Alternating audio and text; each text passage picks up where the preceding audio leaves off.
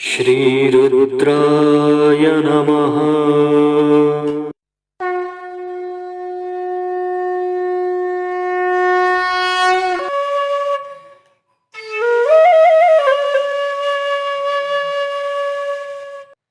ओम नमस्ते रुद्रमन्यव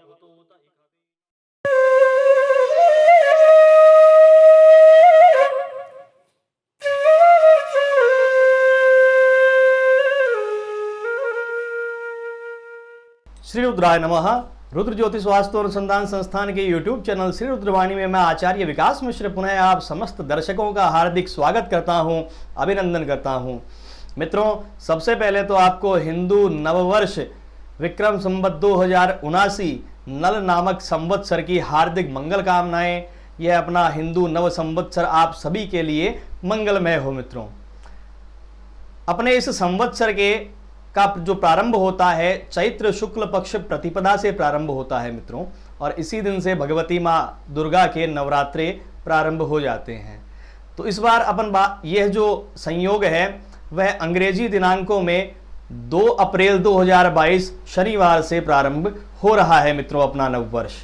तो आइए पुनः आप लोगों को मंगल कामनाएं नववर्ष की। इस वीडियो को प्रारंभ करते हैं नवरात्रों के बारे में, माँ भगवती की उपासना के बारे में। नवरात्रे 9 ही क्यों होते हैं, क्या इसका पौराणिक महत्व है, किस प्रकार से माँ भगवती की अपन साधना करें, उपासना करें, इन सभी बिंदुओं के ऊपर यह वीडियो है मित्रों। तो वीडियो के अंत तक जरूर बने रहिएगा। इस बार जो अपने चैत्र नवरात्र हैं मित्रों, वह 2 अप्रैल 2022 शनिवार से प्रारंभ होने हैं। घट स्थापन किया जाता है। घट स्थापन का जो मुहूर्त है मित्रों, इस बार जल्दी है। 8:30 बजे से वैधृति योग प्रारंभ हो जाएगा। तो वैधृति को छोड़ करके हमें घट स्थापन या मां भगवती दुर्गा की पूजा अर्चना प्रारंभ करनी होगी। शुभ मुहूर्त घट स्थापन का प्रातः शुभ के चौघड़िए के पूर्वार्ध में किया जा सकता है। शुभ का चौघड़िया मित्रों 7:44 से प्रारंभ हो जाएगा। तो 7:44 से 8:30 बजे के बीच में घट स्थापन भगवती पूजन किया जा सकता है। और इससे पूर्व के मुहूर्त यदि अपन देखें तो मीन लग्न, जो कि एक द्विस्वभाव लग्न है, वह 5:44 से प्रारंभ हो जाएगा। और सूर्योदय है मित्रों 6:21 का। तो 6:21 से 8:30 बजे तक कभी भी आप घट स्थापन भगवती पूजन कर सकते हैं। यह हुई समय की बात। अब अपन देखते हैं कि किस प्रकार से अपन भगवती की पूजा कर सकते हैं। मित्रों, सबसे पहले भगवान गणेश जी की आराधना करें, स्मरण करें, पूजा करें। उसके बाद में घट स्थापन करें। ज्वारे बोए जाते हैं मित्रों नवरात्रों में। तो ज्वारों को, यवांकुर को बो करके और यवांकुर के मध्य कलश की स्थापना करें, उसको कहते हैं घट स्थापन। तो ये जो मुहूर्त था वो घट स्थापन का ही मुहूर्त था। वैधृति योग में घट स्थापन मंगलमय नहीं माना जाता। वैधृति और व्यतिपात, ये 2 योग ऐसे होते हैं जिनमें कोई भी कार्य मंगल नहीं माना जाता। ये सिर्फ दान पुण्य के योग बनाए गए हैं। इसलिए इन योगों को छोड़ करके ही हमें शुभ कार्य करने चाहिए। तो घट स्थापन के उपरांत 16 मातृकाओं का पूजन किया जाता है। 16 माताएं हैं, उनकी पूजा की जाती है। उसमें एक आपकी कुल देवी है। और उसके बाद में नवग्रहों का ध्यान पूजा की जाती है। नवग्रहों का ध्यान पूजा आदि करके माँ भगवती दुर्गा की पूजा की जाती है। उनकी तस्वीर की, उनकी मूर्ति की, किसी भी प्रकार से अपन भगवती की पूजा कर सकते हैं। उसके उपरांत गाय के कंडे के ऊपर, गाय के कंडे को गर्म करके एक दीपक जला करके और माँ भगवती का ज्योति पूजन किया जाता है। ज्योति प्रकट की जाती है माँ की और उसकी पूजा की जाती है। उसके बाद माँ भगवती की आरती कर ली जाती है मित्रों।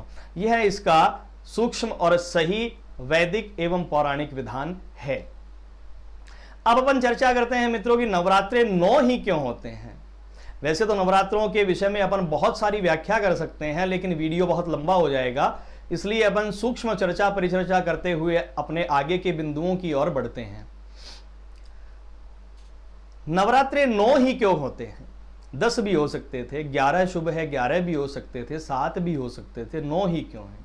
तो सबसे पहला इसका उत्तर ये है कि मित्रों भगवती माँ दुर्गा के 9 स्वरूप हैं, इसलिए प्रत्येक दिन प्रत्येक स्वरूप की पूजा की जाती है। इसलिए 9 स्वरूपों के कारण भगवती माँ दुर्गा का जो ये समय काल है विशेष आराधना का, इसको नवरात्र कहा जाता है।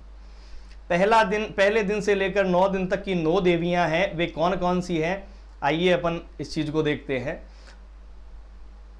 दुर्गा सप्तशती में देवी कवच में इसका उल्लेख है मित्रों।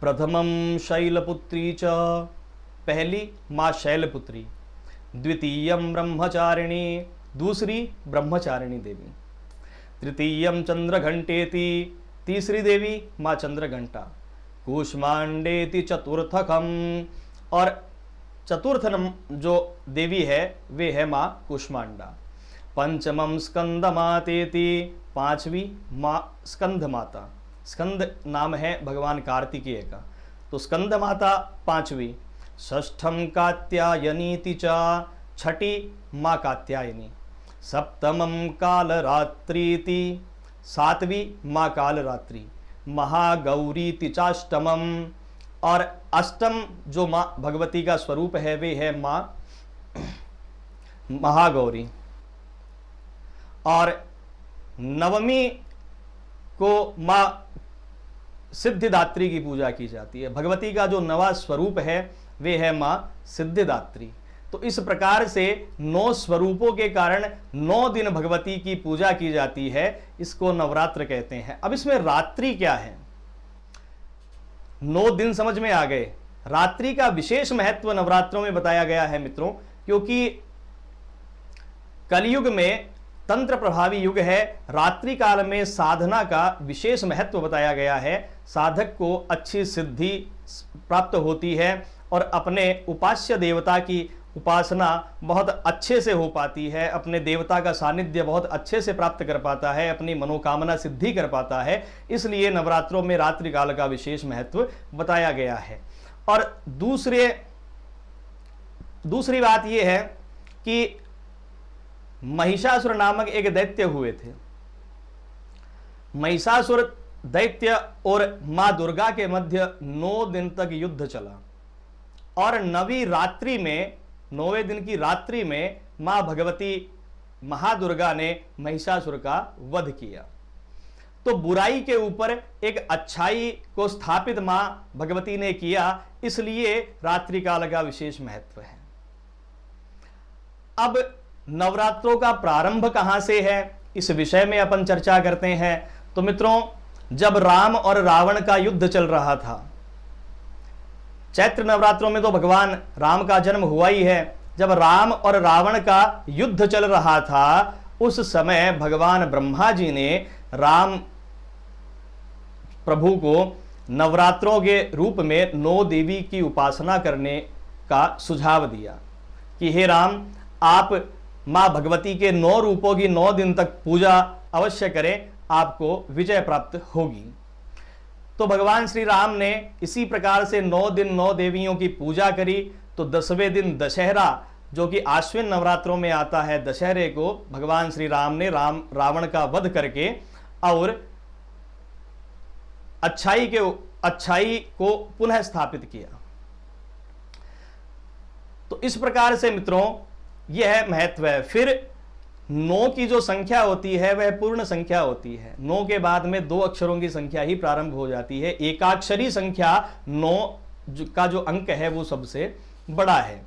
तो यह कुछ पौराणिक और वैज्ञानिक मान्यताएं थी जो अपन ने नवरात्रों के बारे में देखी।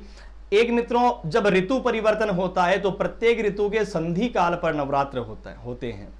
जब ग्रीष्म ऋतु जाती है और शरद ऋतु प्रारंभ होती है तो आश्विन के नवरात्र होते हैं, और जब शरद ऋतु जाती है और ग्रीष्म ऋतु का प्रारंभ होता है तब चैत्र के नवरात्र होते हैं मित्रों। तो यह जो संधि काल है, ये संधि काल पे नवरात्र इसलिए होते हैं कि इन नवरात्रों में व्यक्ति उपासना, व्रत आदि करके अपने आप को आने वाली ऋतु के अनुकूल बनाता है। यह इसकी वैज्ञानिक मान्यता अपने पूर्वजों ने दी है मित्रों। नवरात्र 4 आते हैं साल में, 2 गुप्त नवरात्र और 2 दर्श या दर्शन नवरात्र। चैत्र मास के और आश्विन मास में जो नवरात्र होते हैं वे है दर्श या दर्शन नवरात्र। आषाढ़ मास और माघ मास में जो नवरात्र आते हैं मित्रों वे है गुप्त नवरात्र। गुप्त नवरात्र में साधक की साधना विशेष फलदायी होती है। यह गुप्त स्थान पर रहकर किया जाता है। और यह जो नवरात्र है मित्रों, चैत्र नवरात्र या आश्विन नवरात्र, यह अपन अपने घर पे आनंद पूर्वक कर सकते हैं। चैत्र मास की जो नवमी तिथि आती है, नवमी तिथि मधुमास पुनीता, भगवान राम की जन्मोत्सव की जो तिथि है ये मित्रों, इस दिन भगवान श्री राम का प्राकट्य हुआ था। तो मित्रों नवरात्रों के विषय में अपन यदि बहुत लंबी चर्चा करने लगे तो वीडियो बहुत लंबा हो जाएगा, इसलिए इस वीडियो में संक्षेप में अपन ने नवरात्रों के बारे में देखा। आगामी वीडियो में मित्रों मैं नवरात्रों में पाठ के लिए आपको 2 स्तोत्र के वीडियो भी आप लोगों के लिए बना रहा हूं, जिसमें एक तो है देवी कवच। देवी कवच में मित्रों इतनी शक्ति है कि यम यम चिंतयते कामम तम तम प्राप्नोति निश्चितम, कि व्यक्ति इस पाठ को करता है या श्रवण करता है तो जो जो काम व्यक्ति सोचता है वो काम अवश्य होते हैं। सब प्रकार के कार्य इससे के श्रवण से या पठन से सिद्ध होते हैं मित्रों।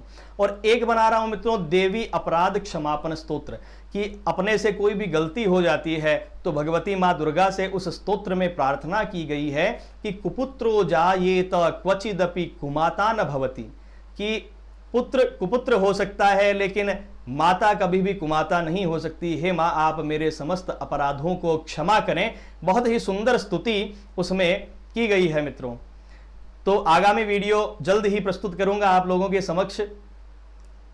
किसी भी प्रकार की कोई शंका हुई हो वीडियो में या कोई अन्य टॉपिक जो आपके दिमाग में हो और जिस पर आप वीडियो चाहते हैं तो आप हमें कमेंट माध्यम से सूचित कर सकते हैं। वीडियो मित्रों अपनी सनातन संस्कृति के ज्ञान वर्धन का है, इसलिए निवेदन करूंगा कि इस वीडियो को अधिक से अधिक संख्या में शेयर जरूर करें, लाइक अवश्य करें, और यदि आप चैनल पर नए हैं तो चैनल को सब्सक्राइब जरूर करें, क्योंकि ऐसे वीडियो आपको बहुत इस चैनल पर मिलेंगे मित्रों। प्रयास करता रहता हूं कि आप लोगों के लिए कुछ अच्छा ला पाऊं।